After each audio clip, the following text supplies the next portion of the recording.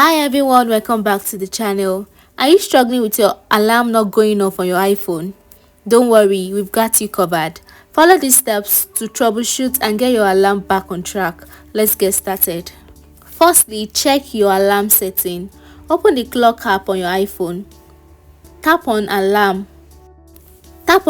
And check if the alarm time, repeat settings, sound and label are correctly set.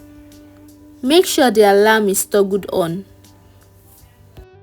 Ensure the volume is up. Press the volume up button on the side of your iPhone to increase the ringer volume. Also go to the settings app. Tap on sounds and haptics.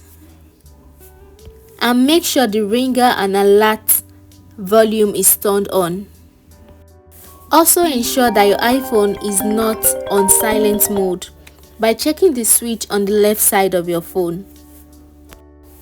Also check if Do Not Disturb is turned off by going to Setting, then Focus and tap on Do Not Disturb. The next step is to verify your alarm sound. Go to the clock app. Tap Edit next to the alarm and tap the alarm you want to check. Ensure a sound is selected under the sounds. If set to none, the alarm will not make a sound.